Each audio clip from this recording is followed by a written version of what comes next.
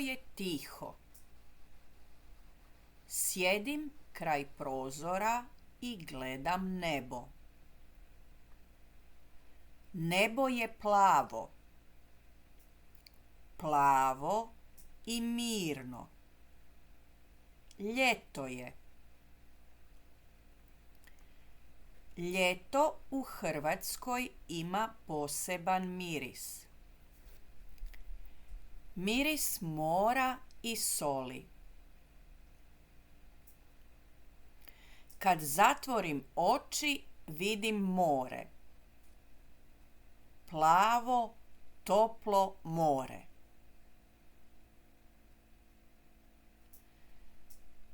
Danas ću govoriti o moru, o ljetu na Jadranu, o riječima koje opisuju ljeto.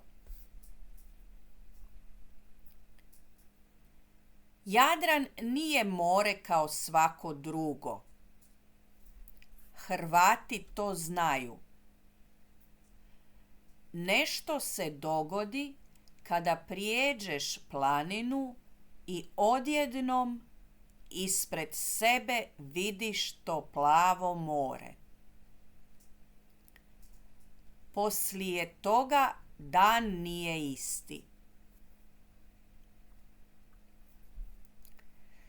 Ljeti svi idu na more. Obitelji, prijatelji, cijele generacije. More je mjesto u kojem prestajemo žuriti. Posao ostavljamo kod kuće. Nema više popisa stvari koje moramo napraviti. Hrvati vole kupanje u moru. Kupanje. To znači plivanje, skakanje, loptanje u vodi. Djeca se igraju. Odrasli leže na kamenu, gledaju nebo, čitaju, pričaju. Kupanje dolazi od glagola kupati se. Ja se kupam, ti se kupaš, mi se kupamo. Na Jadranu su plaže kamene. Nema pijeska. Kamen je ljeti topao. Sjediš na kamenu, sunce grije, more je ispred tebe. A onda dođe bura. Bura. Bura je vjetar. Hladan, snažan vjetar koji puše s planina prema moru. Kada dođe bura, more nije mirno. Valovi su veliki. Može sjati i sunce, ali je hladno. Bura ponekad dolazi iznenada. Ujutro je mirno, lijep dan, a onda dođe bura.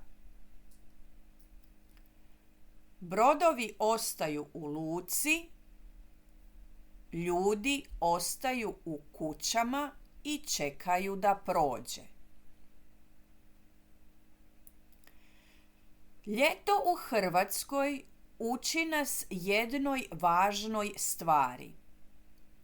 Uči nas fjaki. Fjaka. Fjaka je dalmatinska riječ. Fjaka je stanje. Tijelo je opušteno, nema žurbe, nema planova. Sunce grije, more je blizu. Samo sjediš, samo gledaš i samo dišeš. Jutro je za kupanje, za pijacu, za kavu na terasi. Popodneva su za fjaku. Sunce grije najjače. Čak se i djeca smire. Cijelo mjesto zastane. Ležiš na kamenu. Sjediš u hladu. Gledaš more. Gledaš svjetlost na vodi. Ne misliš ni na što. Dalmatinci znaju da fjaka nije lijenost. Fjaka je mudrost.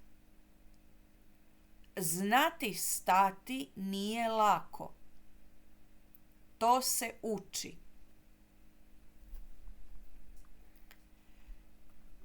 Hrvatski ima još jednu lijepu riječ koja je korisna ljeti. Sunce. Sunce grije, sunce sije, sunce zalazi. Navečer je nebo narančasto i crveno. I more je narančasto i crveno. Ljudi stanu na rivi i gledaju. Ne govore ništa, samo gledaju. I na kraju još jedna jednostavna, ali važna riječ. Plaža. Mjesto gdje sjedimo, ležimo, kupamo se. Ljeto u jednoj riječi. Možda se sjećate da ste jednom davno tako i vi stajali na rivi. Možda ste još bili dijete i mama ili tata ili baka ili djed su vas držali za ruku.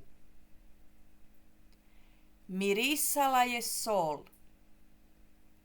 Kamen je bio vruć, a nebo nevjerojatno plavo. Jezik koji učite čuva te uspomene. Čuva ih za vas i vašu djecu. Jadran vas čeka. Uvijek. Doviđenja.